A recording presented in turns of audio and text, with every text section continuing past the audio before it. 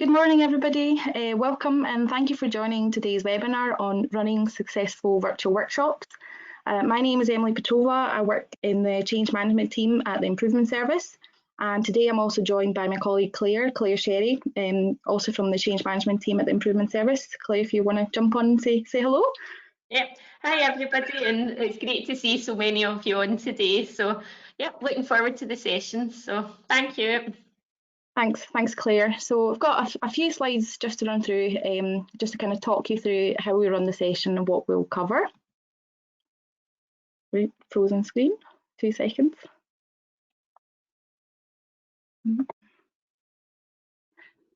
So first up, we've got our webinar principles. So just to let you know, you've probably noticed when you join as an attendee, everybody's muted by default on the software. But having said that, there's a chat function or a questions function on your screens. So please feel free to use that at any point today. You should also have a raise your hand button. So that's another way to get our attention. As Claire said, there's quite a lot of you on today, so please feel free to use that as well.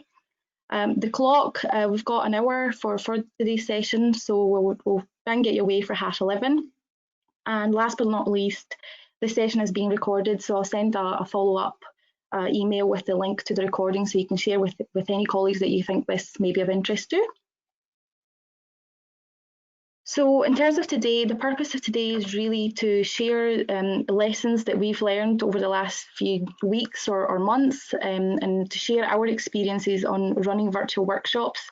We've done quite a few things, and I'll go in a little bit of more detail just in a second about some of the things that we've done. But I have to say that we're not experts in any way, so this is just our experiences. And then we'll go into a Q&A session. So that will be your opportunity to ask questions, and then that way we can hopefully learn from each other. So in terms of the agenda, we'll kind of cover things that we think are helpful to do before a session, during a session and after a session. So that should take about 30 minutes or so to do. And then we'll go into the Q&A session. Again, just to remind you that the questions box or the chat box is there at any point, so please feel free to send your comments or questions and Claire will pick them up. So just to give you a bit of an overview of some of the things that we've done, I think before COVID, we had a webinar program in place, so we've had that in place for a number of years, so we were quite lucky that we've done a few kind of online things. And we're also fortunate enough to work from home as well. So we did use Skype and Teams prior COVID-19. And then COVID-19 came along and we've had to do quite a lot of learning and adapting. So you might be aware that we are delivering 2 qualifications in partnership with Scotland Excel, one on business analysis and one on project management. We've got a number of cohorts under each, and really cancelling those sessions wasn't an option for us. So we're running those sessions online at the moment. In addition, back in kind of November, December time, we thought, why don't we do some internal staff workshops? Just offering, again, business analysis workshops or project management workshops to our own staff. So we planned on doing these in the office, face-to-face, kind of March, April time.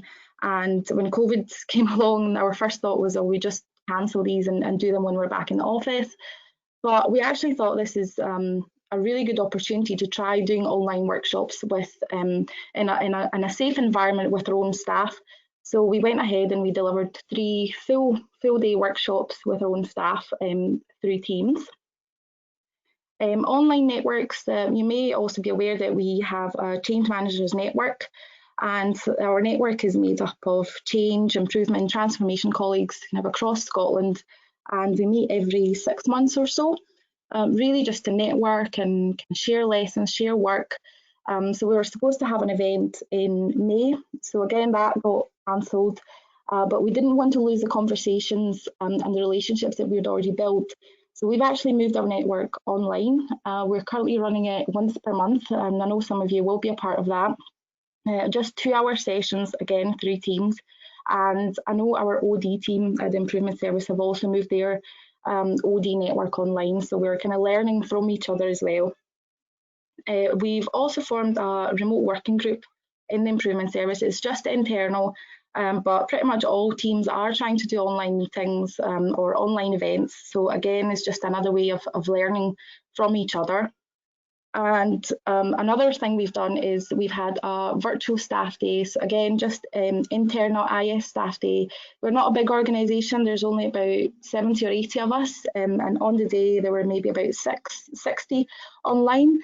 Again, it was just another really good experience for us to learn how to do these things online with big groups.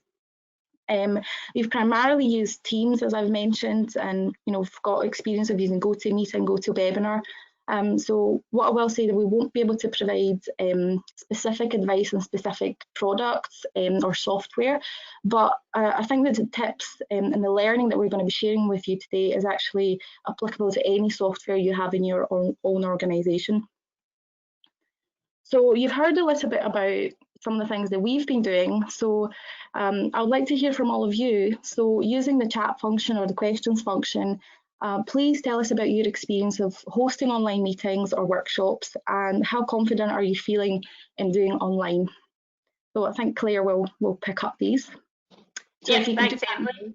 Yep, I'll just keep a wee look out for anything coming through the chat or the questions function, whatever you've got on your screen there. Then I'll just read some of the examples out to the group. So yeah, please take your time and put anything through there. Thanks, Claire.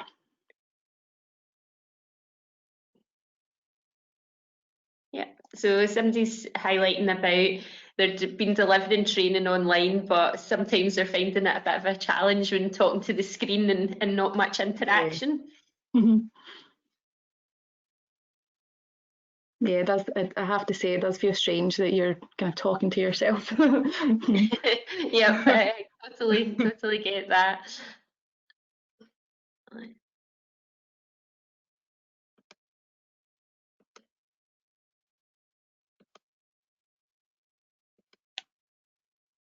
There's a few saying limited experience delivering online sessions.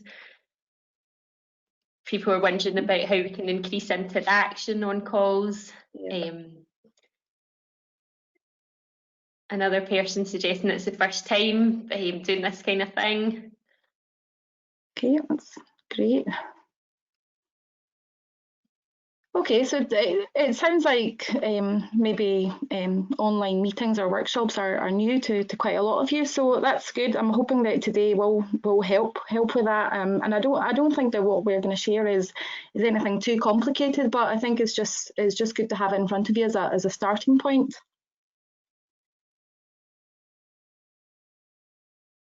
Is there anything else, Claire? Yep, there's a couple that have been doing kind of online workshops, suggesting about breaking them down to a couple of our segments, and then have been kind of sharing screens to do kind of process mapping. Yeah.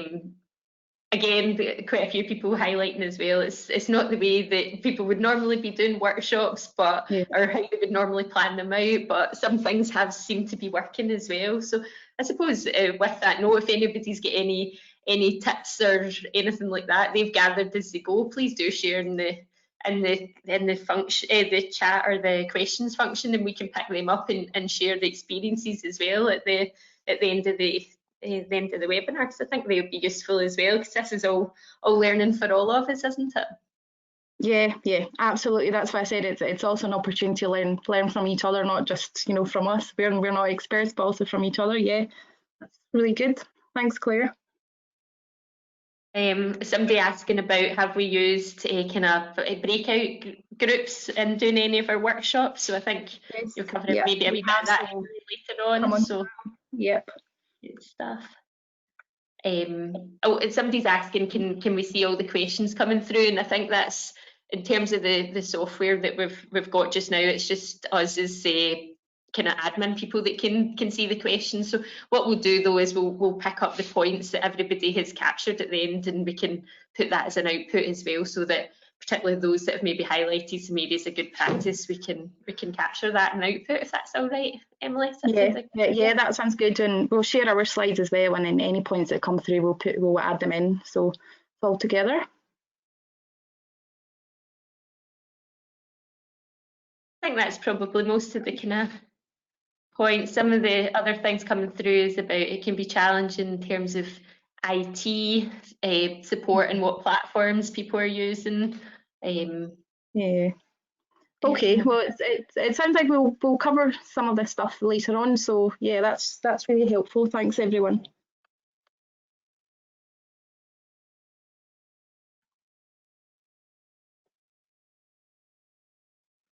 Yeah, I think that's probably the main points, Emily, coming through there. Kind of questions coming through about interaction, body language, and gauging our audience as we go. Yeah. Okay, perfect. Well, thanks again, everyone. So I think we'll cover quite a lot of this as we go through the slides. So that's really great. So before this slide, I've called it the essentials. I think this is common sense, and you probably all know this, but I still think it's really important to highlight. So first of all, set up your space. I think at the moment it's really challenging because you probably have your families, children, pets in the background. But if you are doing a workshop or an online session, I think it's really important to feel comfortable. So test, make sure your microphone's connected properly, your camera's working, you feel comfortable. I think it's always good to do that beforehand. And if you are going to be running a session, the last thing you want to do is to start the session and to feel that extra pressure if things do go wrong. So set yourself to the best start. Restart and shut down your machine, and Claire knows I'm really guilty of this. I'm currently using a laptop, and at the end of the working days I just shut the lid. So that means that my computer can't do any important updates that it has to do. So over time it just gets slower, it starts to freeze. So I would recommend restarting or shutting down your machine at some point, not the night before your workshop, but maybe just a few days before, just to make sure everything's up to date and running as smoothly as possible. Use the camera whenever possible. I think one of the things that some of you mentioned earlier, I think it's nice to see people, and when you're online, it's nice for people to see you, but it's also nice for you to see others, and that way you can tell how people are receiving your messages. Arrive before everybody else, and any background noise. So if you have any emails or kind of chats going on in the background, so mute them or close them down so there's no pop-ups, especially if you're going to be screen sharing. You don't want that to come up. So a little bit more on the before.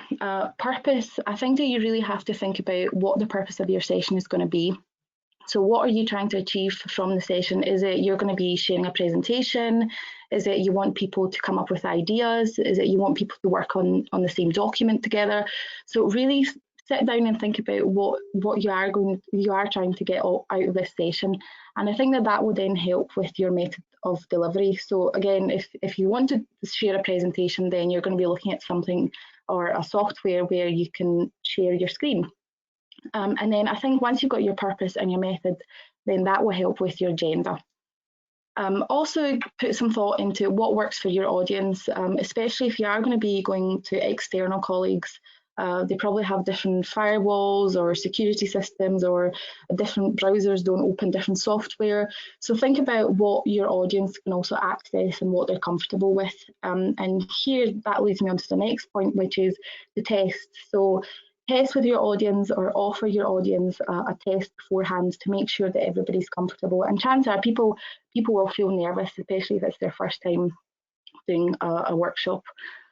So preparation for me, I think, is the key thing, and it's time consuming, but I think if you put enough time into this, it will make your session run really, really smoothly.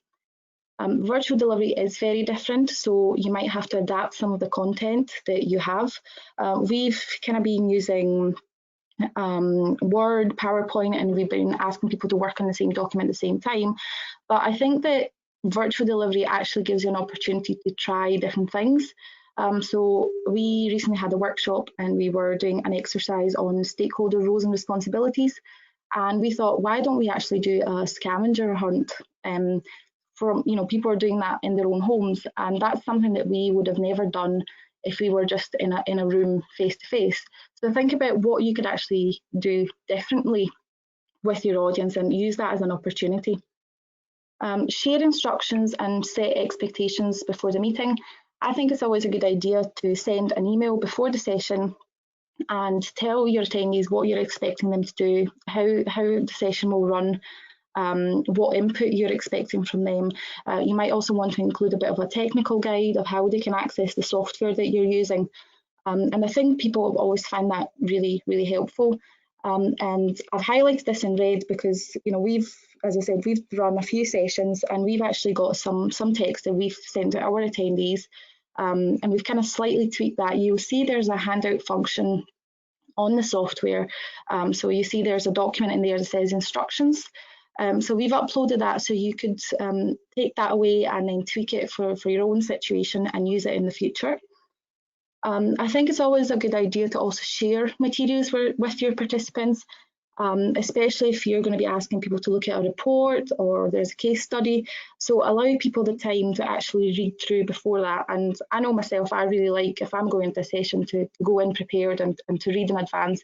And chances are some people won't read it, but I think it's just good to share that. And I think feedback we've received is that people prefer to see things in advance. So I think whether that's appropriate for what you're going to be doing. The next point on there is have flexibility in the agenda to allow for IT issues or tasks taking longer. For us, I feel the online delivery takes longer than face-to-face delivery. I don't know if that's just because we've obviously had to adapt some of our content, but I think it's always a good idea to leave some time extra. So the full day workshops we've done, they were supposed to finish 4 o'clock, but we set our agenda until about 3:30. So then that gave us about half an hour. So if people did have IT issues or maybe feedback was taking longer or people had to have extra breaks, then you have that extra time. So you're not going to be worried, because the last thing you want to do is to get to 4 o'clock and you've still not covered all the content. So I think about that as I think that's a really good thing to do for your session. And if you do finish earlier, then I don't think people mind finishing 10-15 minutes earlier. Define roles with colleagues who will co-deliver. I think another key thing to online delivery is actually delivering with colleagues. And the reason why I'm saying this is because you know yourself, if you're maybe doing a presentation, then it's really difficult to keep an eye on kind of what's going on in the background, kind of IT wise, if there's any comments from your attendees. So I think it's actually a good idea to work with other people, and certainly the sessions that we've delivered, it's kind of been myself, Claire, and our colleague Margaret. We've all been online to support each other.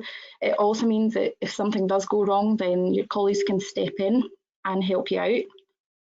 Having said that, if you are co-delivering with colleagues, it's a good idea to have a presenter or a facilitator guide. So that will be just setting out what the roles and responsibilities are of every person. So who will come in when, what are they going to do? So again, that's highlighted in red because for every session we've done, we've pulled together a facilitator guide. So again, in the handouts function on the software, you'll see a facilitator guide. So please feel free to use that for any of your sessions and tweak it. I've also said segment into 1 hour sessions. So one bit of feedback that we've received is that when people are online, they prefer to listen to different voices. So it's good if you're co-delivering that you can kind of take turns. So if one person maybe delivering, doing up to an hour, and then the next person's doing the kind of next bit. So that's something that we didn't know at the start, and we've learned through doing these sessions online. And the kind of last point there is practice run, test. I think that's been really important.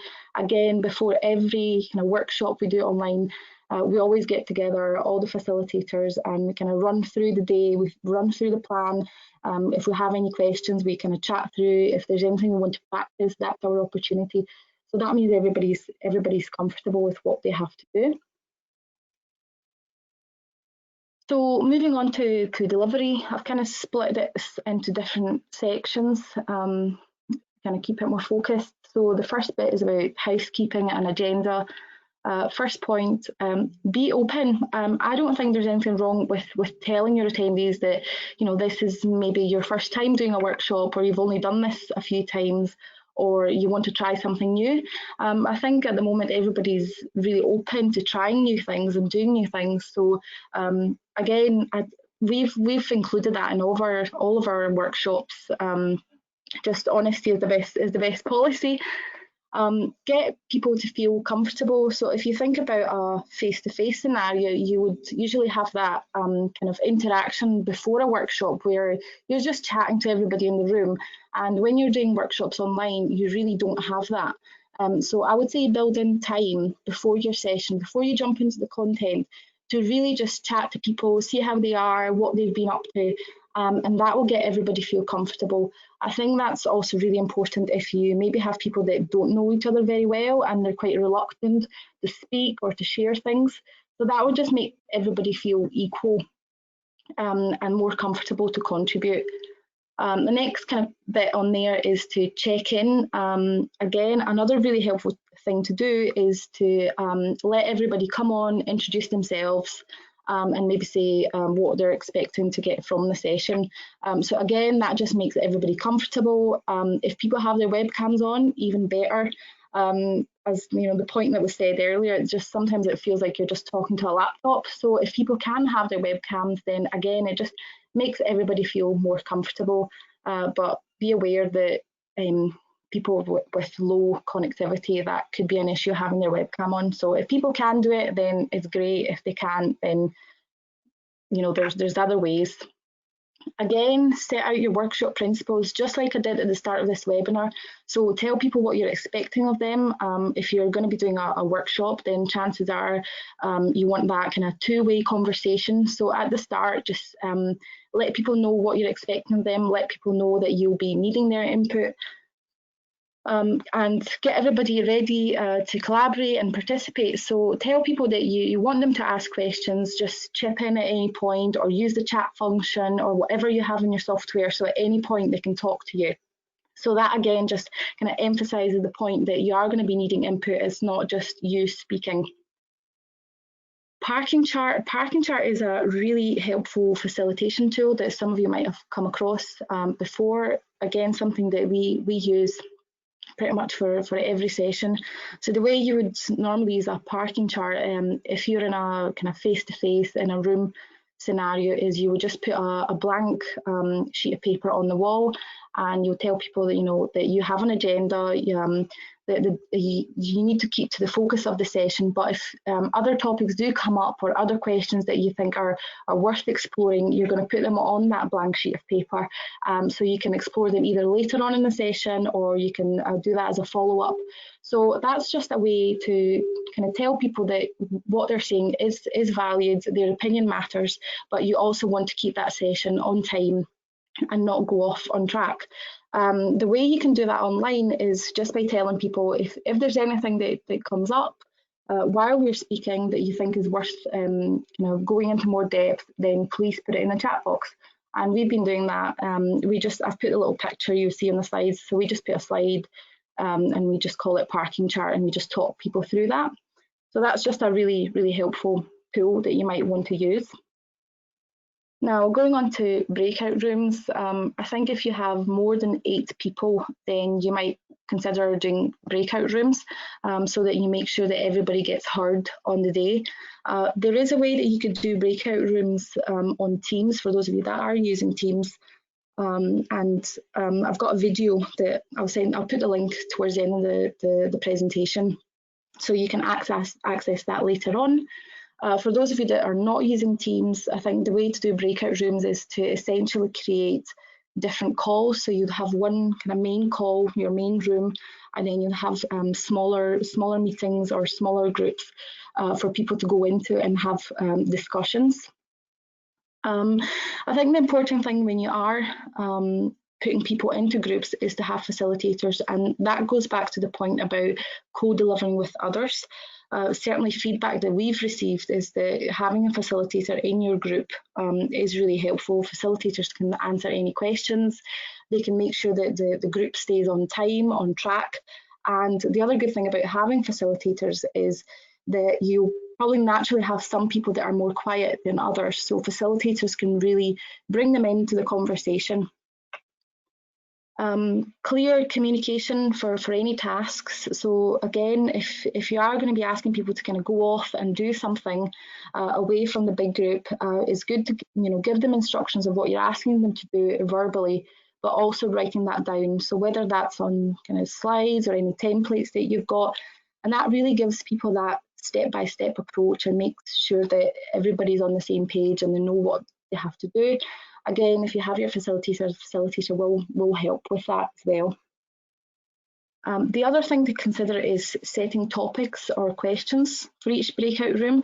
Again, that's something that can help kind of keep the discussion going on focus.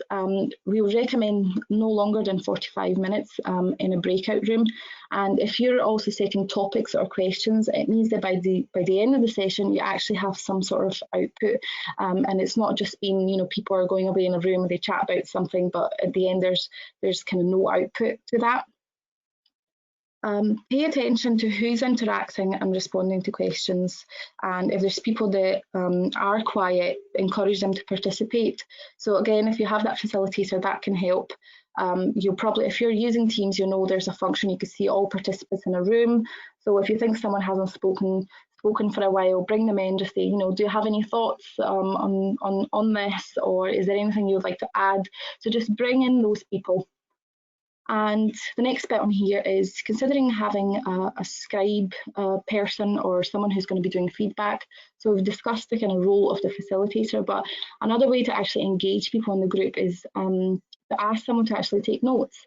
So that keeps the group engaged, or asking someone to feedback. So when you go back to the main call where everybody is, get someone to feedback and give an overview of what the discussion has been about.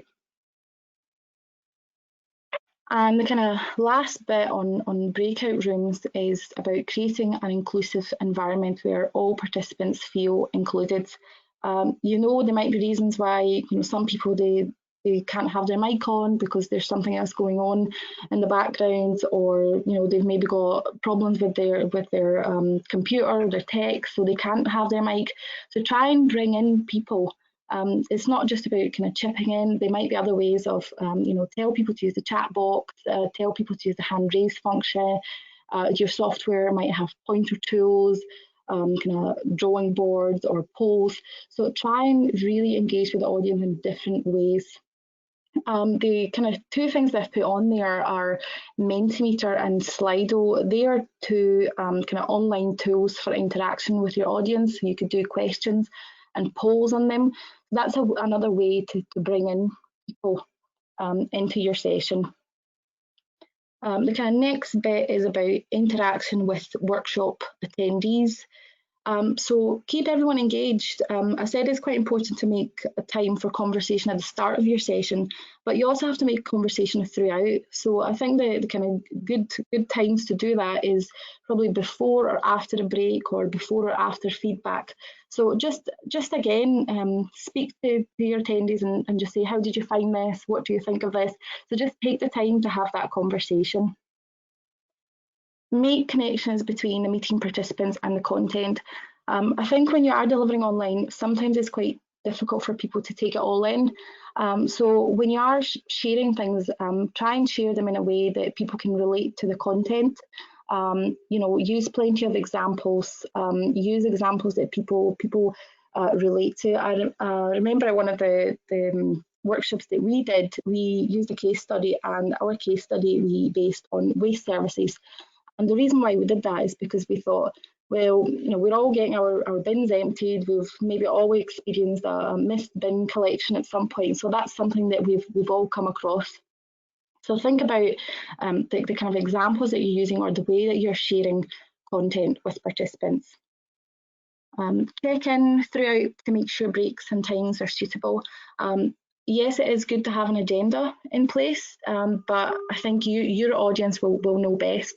So check in with your audience and just ask people if they need to come for a break, or if they're okay to keep going. So your audience will tell you best what to do. So just use your audience to guide you. And thinking space, again, if you're just in your home and you're in front of a laptop and you maybe put a question out to your audience, you just say, what do you think about this? And there's silence. It can feel really strange and really awkward sometimes. And we've come across that and we've thought, oh, we need to fill up this space with something, we need to say something. But actually having a bit of quiet time or thinking space is not a bad thing. And it means that people are thinking about things. So give them that space. Don't feel like you have to fill up that time with something else. So if it's quiet for 10, 15 seconds, that's absolutely fine. And interaction with facilitators. So if you are co-delivering, it's always a good idea to have some sort of channel of communication so you can speak to the other facilitators. This is very important, especially if you are going into different calls, different rooms, just to be able to keep other facilitators up to date. So you might say, my group's nearly finished, or my group needs some more time. So it's just so that everybody's on the same page, and if something does go wrong, then again you have that channel of communication where you can tell the others what's happening.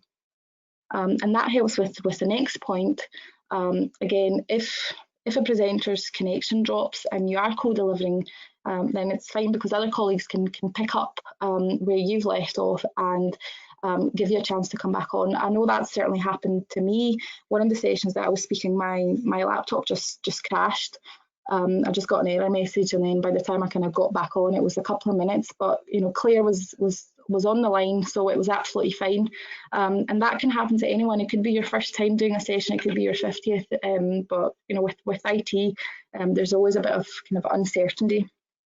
And the kind of last bit on there is that you may wish to record your session. You kind of know your best if that's appropriate for you, but you might want to think about whether you want to do kind of high level notes, or whether you want to do record the full session. So think about whether that's appropriate for you. And then the follow up, or the after the session, it's more important than ever to gather feedback.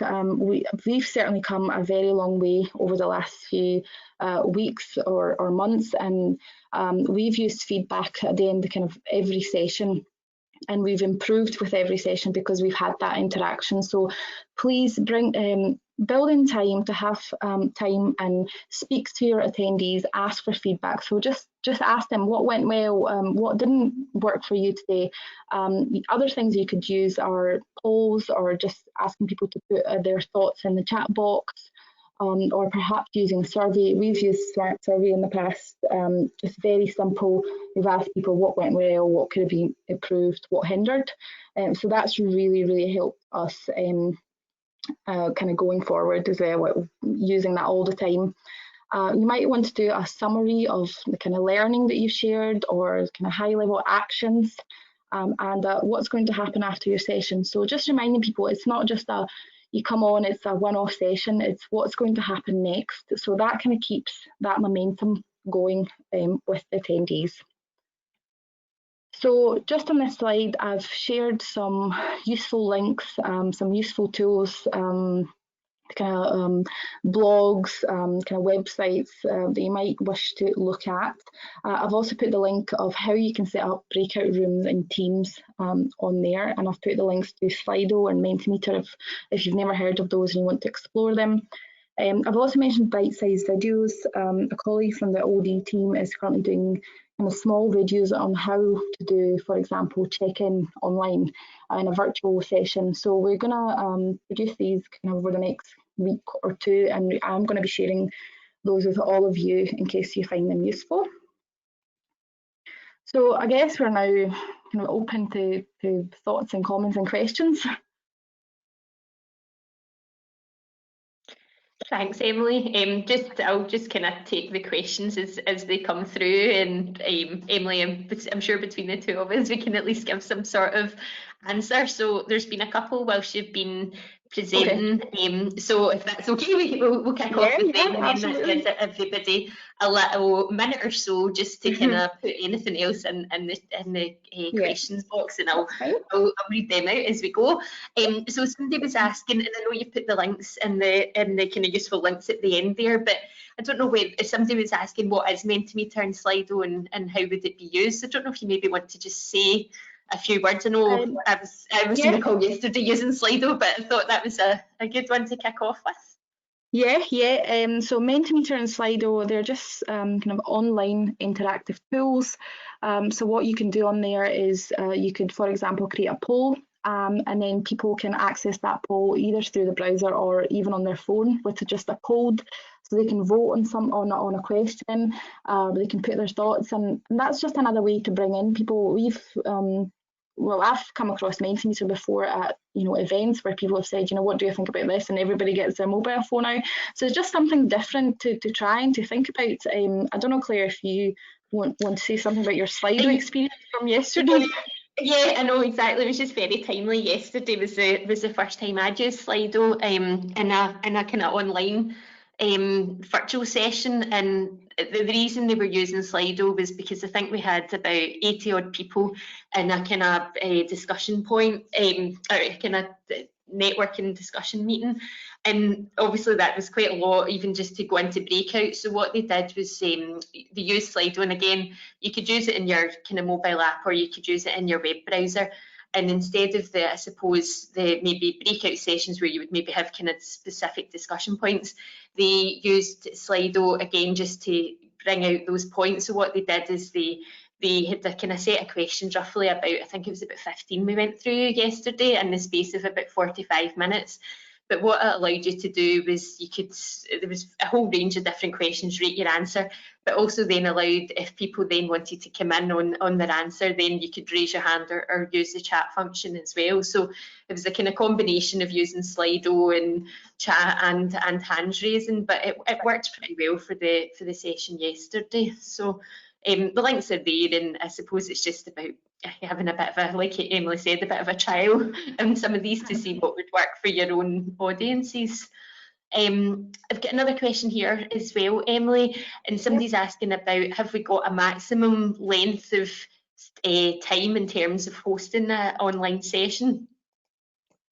I wouldn't say so. We've done kind of from 2-hour sessions to full day sessions. I think you have to think about what you're trying to achieve. I have to say full day sessions can be quite tough for people if there's a lot of content. But I think the best thing is actually to ask your audience and just put the question out to them and ask them if they want a half day or a full day. But as I said earlier, I think online takes longer than face to face. Yeah, I would absolutely agree with that, Emily. And I know when we've been doing our kind of, you mentioned our qualifications that we do, and obviously I've been doing them online, and it can be quite tough. So like you'd said, we've been doing an hour maximum, and then taking like a 15-minute break, an hour, and then a 15-minute break, and having a good 45 minutes for lunch. And it sounds, when you're doing all your preparation and your planning and you're segmenting it up, and you're thinking, goodness, that's quite a lot of breaks in the one day. But I think given the situation, and people are working from home, and they've maybe not get the comfiest workstations, or they've maybe got kids, partners, dogs, etc. in the background, that actually it is needed to take that wee break away from the screen. I think the feedback we've got from delivering our kind of online qualifications is the full days and I say full days, we're probably running them about 10 to 4, but I think it's that is fine to do that as long as your colleagues know that that's what the session's going to be. And I know we've done some, and we've tested with people as we've went to see whether that's acceptable length of time or not. So again, it's having that conversation with your participants beforehand, and checking in with them to see what would be good and what would work for them, and just having that flexibility as well, because so much people might think, yeah, it's fine to do a 10 to 4, they might get to about 2:30 in the afternoon and think actually it's too much. So you as a kind of host need to be able to be a bit flexible. I'd say, would you agree, Emily? Yeah, absolutely. Just kind of some of the things that we've said earlier, just set out the expectations beforehand, check in with your audience kind of throughout to make sure they're okay to keep going, or if they need a break, then that's absolutely fine. But give yourself plenty of time to do that. Yeah. Okay, and then just some more kind of comments, questions coming through. So with Alex up Nortney is actually shared an idea. So he's saying they've been using a lot of kind of screen sharing, caption thoughts in a mind map. So they've used Simple Mind for this, and they've thought it's been pretty useful and well received. So hopefully that actually answers somebody's question about doing kind of brainstorming online, hopefully, so that probably links up those two there, so we can include that in the output after the session as well. Wait, now just somebody's asking about retention periods for recording of sessions as well, and I suppose, I don't know, Emily, you wanted to say anything on this, or do you want me to come in on it? I would say for your sessions, as I said, segment it into 1 hour. So I would say maybe a bit of kind of content, then you maybe do a bit of an exercise or a discussion, and then feedback. I think I would probably segment it into 1 hour sessions. Recording, I think recording a full day is okay, but I think it's also quite tough for people to go back and watch that afterwards if it's a few hours long. So we've kind of been doing high level overview notes. I don't know, Claire, what your thoughts are on this. Yeah, I think in terms of recording the sessions, I think it depends on the purpose. Like, for example, Emily had mentioned our kind of staff away day, and we did have a kind of presentation from our chief exec, which was recorded and available for us. And that worked perfectly, obviously, for staff that weren't able to come along. So I think, and I suppose the same rules would apply in terms of retention periods, etc. It's just thinking in terms of same rules would apply in terms of your own document management and storage policies within your own organisation. So I suppose that's probably something that probably will need to be reflected within these, because probably not many of us actually have retention periods written down for recorded sessions. So it's maybe one to pick up, because your own organisation will have their own policies in place on that. Just picking up like in a couple other questions. Somebody's just a kind of a tip there, just saying that actually sometimes it can take people a few minutes to get on, if you like, onto whatever software you're using. So maybe a good practice tip would be to suggest logging on kind of 10 minutes before, which I think again is quite helpful. Yeah, use that, or kind of what we did today was we said we're supposed to start at 10:30, but we kind of left it a few minutes for people to be able to come on. So yeah, you can probably do it either way. Yeah. And Emily, a question, one that you'll be able to answer on this one, because it gave us a lot of laughter, I think. Which tools do we use for communication between facilitators during the session? So that's one that got me laughing there when I read it, because it reminded of us doing our first change manager session. We initially had Skype for Business and Teams on our machine. So when we ran session on Teams, we had Skype running in the background so we could send each other messages. But then over time, Skype's actually disappeared. So we now only have Teams. So we've actually been using email mostly to talk to each other, which isn't as good as Skype, I would say. But yeah, it's always good to have that second channel of communication. Yep, and I suppose just why we weren't using Teams is we're always just a wee bit nervous in case we hit in the wrong Teams chat and send it to everybody whilst we're on a Teams call, I suppose. But again, that's probably learning from us. We could probably get smarter in that. It's probably just a bit of honesty from my perspective there. So somebody's saying they like the idea of the parking chart, and totally agree, it can be really helpful, particularly in kind of workshop type sessions. And they mentioned they'd be interested in hearing more about the scavenger hunt. So I don't know, Emily, if you want to say anything about what we did with our staff day. We wanted to highlight the importance of setting roles and responsibilities. So what I think, this is a few weeks back, but I think the first exercise that we did with the scavenger hunt is we didn't set out roles and responsibilities. We just went on the call. We told people that they had, I think, maybe 2 minutes to go and find a kind of selection of household items. It was like cushion and plate. And then everybody kind of ran off, and I think they're probably more than 2 minutes. And then for the next bit, we basically ran that again a second time. But the second time, we actually told people what their role was. So, for example, one person was only responsible for kind of shoe department, so they had to bring a shoe, or someone had to be responsible like kitchen department, so they had to bring like plates or any other kitchen items. So what that showed the second round was that when you set the roles and responsibilities, people know what they're doing, and it actually takes less time to do things because everybody's organised and they know where they're going.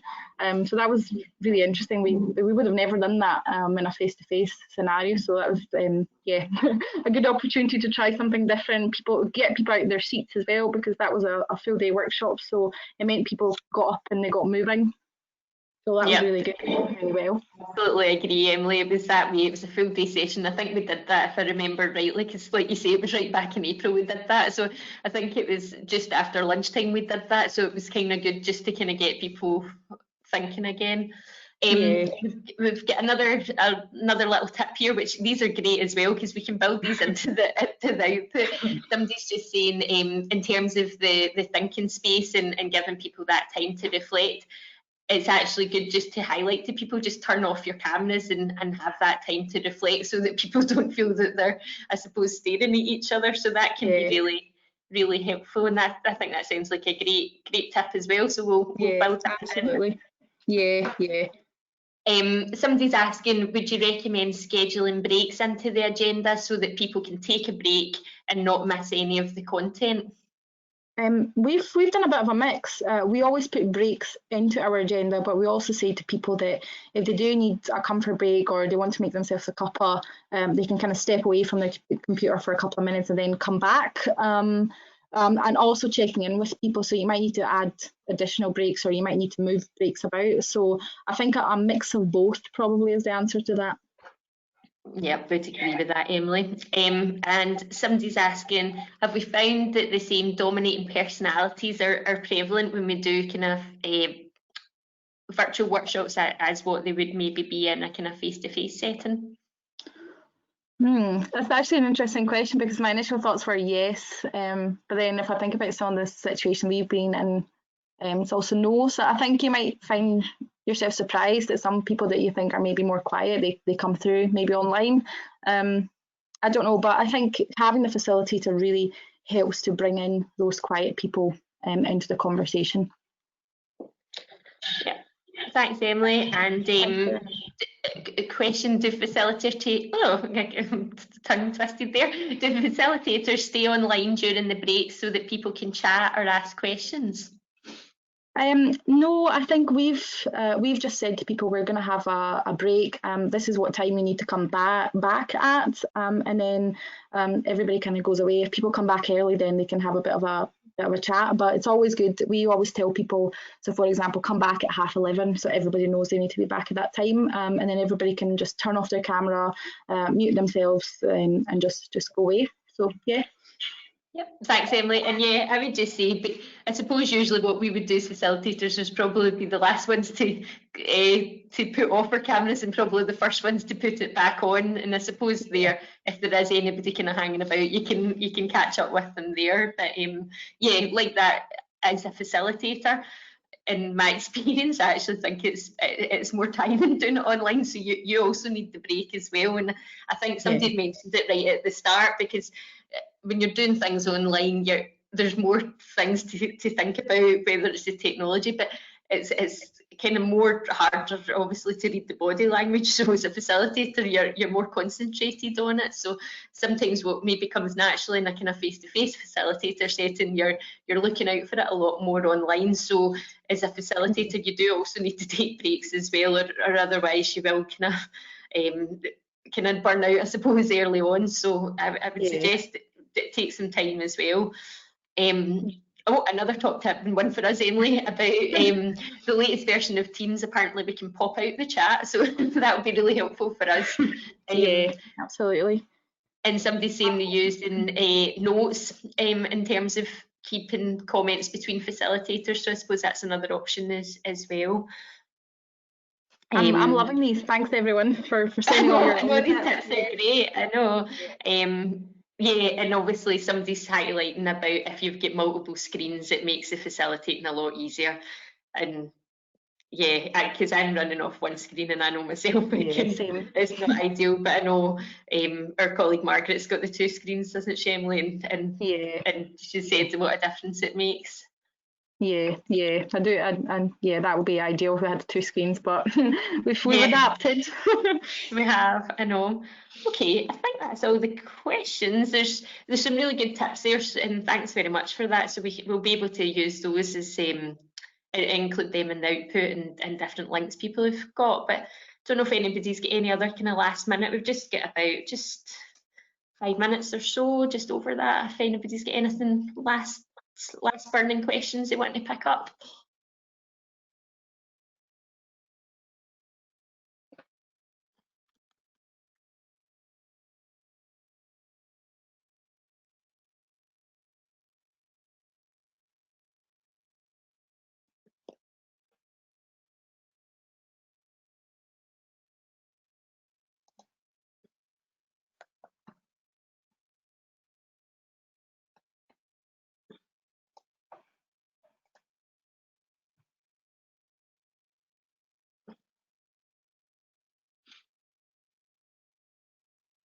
So nothing else is coming through, Emily. So Okay, that's absolutely fine. There's quite a lot on the slide, so it's okay if you need to go away and have a wee think, or test things and then come back. That's absolutely fine.